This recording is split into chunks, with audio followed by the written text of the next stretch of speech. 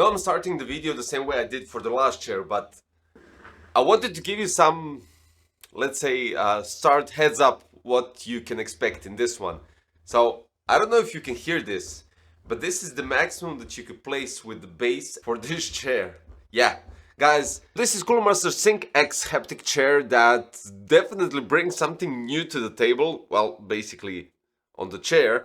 And you'll see what I'm going to talk about today, because this chair is something completely different, and you'll see why.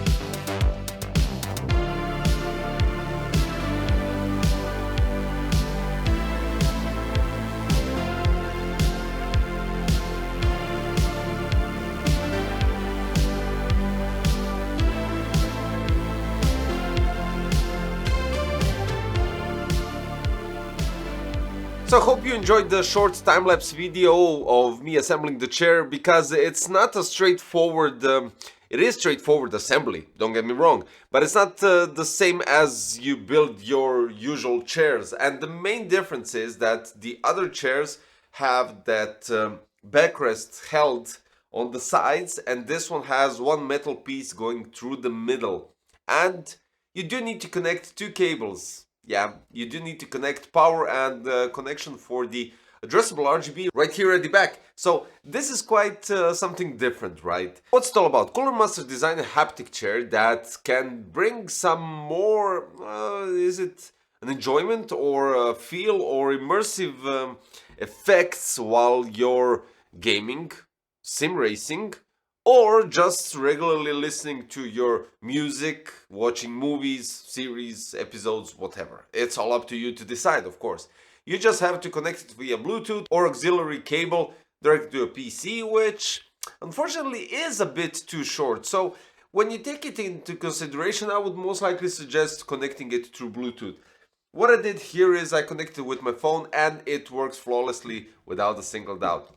There is one thing, it did arrive with an empty battery, and you do need to charge it. So yeah, we're going into that segment where you need to charge your chair for that. And what's the difference between this chair and the regular gaming chair that you buy? So for instance, you decide to go with a chair that has all of those side cushions for your legs, for your back, and stuff like that. This one is a bit differently designed, shaped, and I can say that right from the start. Now, let's start with the armrests. The armrests are 4D, so you could raise it up, you can lower it down, logical. You can rotate it, and you can push it forward and backward. This gives you a variety of adjustments for your handrest, and I think that's quite alright. Now, when we go to the bottom part of the chassis of the chair, we go to the possibility to adjust the angle that you're going to sit. So let me just show you this, what this chair can do. You can basically lower it down, and this is me just pushing it without, well, yeah, I'm pushing it with my feet, and this is the lowest it, I think we can go further, but yeah. But that's not all, because when you tilt it at the back and you decide to, I don't know, play with your PlayStation console or whatever you have, I don't know, a TV right on top, you can even pull out the leg rest, which is hidden right below your seat, and that's outstanding. The whole bottom part looks really sturdy, and you don't have to worry about that part, that's for sure. Now let's go to the casters. The casters are strangely designed, and I do have to admit that. They have some sort of springs, and they were, I think if they were designed in that way intentionally, I would say big thumbs up. So what happens is, you can, check this out, so you can move the chair normally when you stand up, right? But when you sit down, this is what happens. It kind of blocks it in a way. It's not that it's that bad now, but comparing to other chairs and the other casters that those chairs have, you're not moving fluidly around the surface, right? So I have some idea what this could be, but then it would be much stiffer and when we're talking about movements, and I would suggest if they actually had some lever to lock them in place. Now, why am I saying this? If you decide to use this for sim racing and you place your wheel, base, everything on the table and you do need to push the pedals, right? Pressing the brake pedal needs loads of force, especially if you're going with something with more quality and you're not using a sim rig, you want to use your gaming chair, then this would make total sense. So blocking the wheels, it stays fixated on the surface, on the floor where you left it, and you can pedal away, right? Let's put it that way. But for instance, if you're moving in, I don't know, I want to go to my printer over there, I want to check out my laptop over there, or do anything similar to that, I can't move like very easily. I have to really push it a bit harder. So there's the fact where the springs aren't well designed. So what happens here? The springs are loosen up when you have the chair without sitting on it, right? When you sit down, the springs press down and the casters collide, or maybe they don't collide directly because you can still move, but they kind of get the pressure on and they can't move freely under that. So that's the downside of this chair, because I would still prefer moving like on any other chair with the casters and be able to lock them in place. That would be an outstanding feature which I haven't seen so far on any gaming chair, and this chair, the Synk X, would definitely benefit with those. But regardless of that, that's the thing that I wanted to say and what actually bugs me about it. Everything else is outstanding. So as I stated, you can lean back, quite nice, enjoy, blah blah blah, stuff like that. You know how it goes. Stretch out the legs with the leg rest. And on the right side, you have whole control of the RGB at the back. You have the control of the volume, you have the master control, you have the LED indication for when you need to charge it back on. Then we have auxiliary connection, headset 3.5mm jack, DC 19 volts input, button to select the source so you could go with auxiliary, Bluetooth or 5.8G. Indication light for pairing, and we also have a nice button with blue LEDs for indicating when it's turned on or off.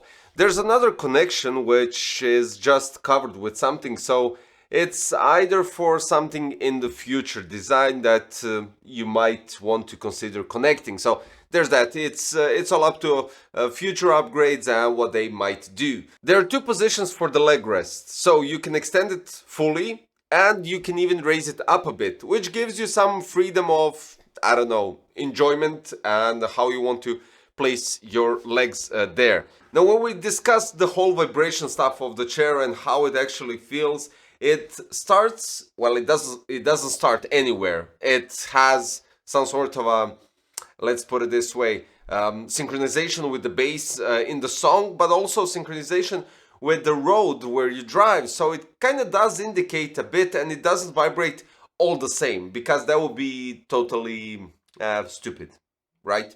So for the bass, it vibrates completely, and it kind of gives some indications depending on the song, okay, because there's that. But if you're driving, you do feel a bit of a difference depending on the curve, depending if you crashed or anything similar to that, if you ran out of the road and you go into the grass or something similar to that.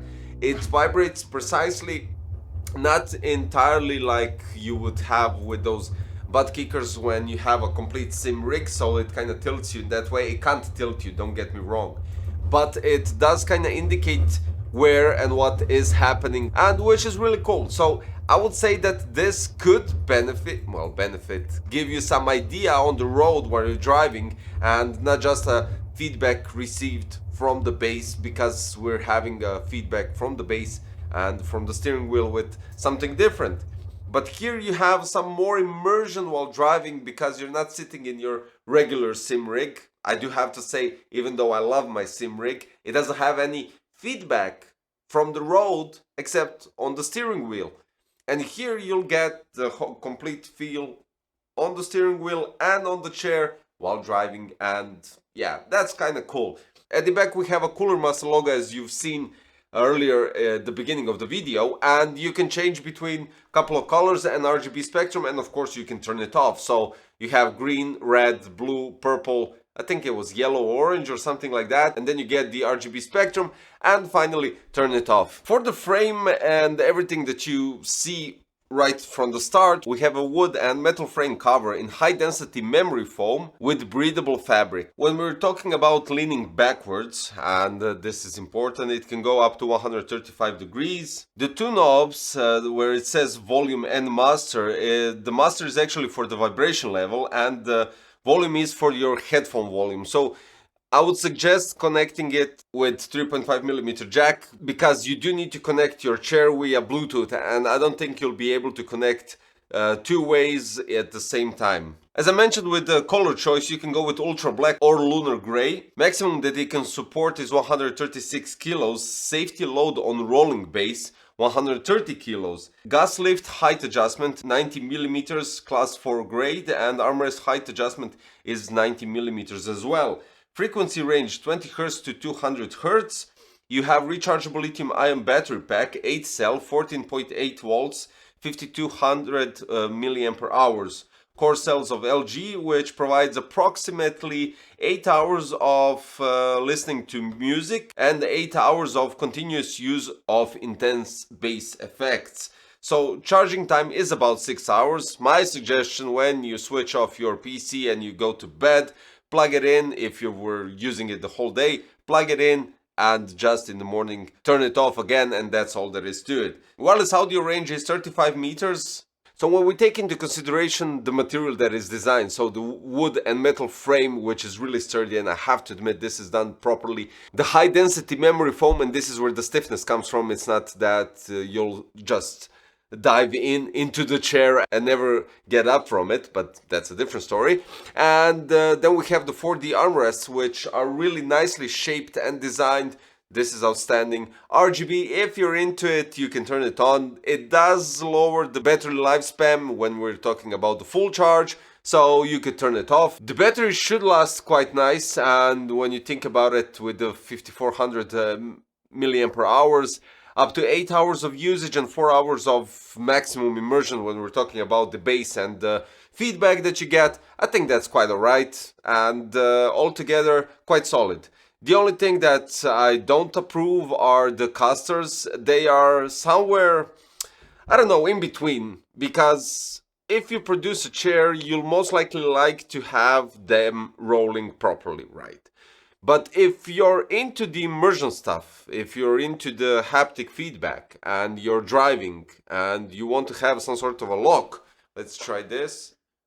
They do tend to move. They do tend to move still a bit, but they do lock in place as well. So I don't know, I'd rather place something at the back of the chair to lock me in place and to still have that haptic feedback than to have casters that don't move freely on my wheel. So yeah, there's that. And when we're taking into consideration the price, everything is there, but I would lower it just a bit. To give it more, not a premium feel, because the premium feel goes as the prices go higher, logical, and this is what we are used to in kind of way, but lower it down to be more accessible for almost everybody. Because if you desire, you could go with the full sim rig for that price, but you don't get the haptic feedback that this chair gives you. So it's all there, and plus of course the leg rest.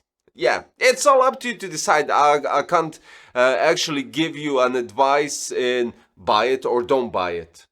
I can only say the positive and negative stuff, and the casters are something that I don't approve, definitely, and the price may be a bit too high. So guys, the link is in the description if you decide to check it out in more details. see the actual price, which is always current in the links, and that'll be all for today. If you like this type of content and you're new to the channel, don't forget to subscribe, hit the like button and click the notification bell for future content from Cooler Master coming quite shortly. Thanks for watching, see you very soon guys, bye bye.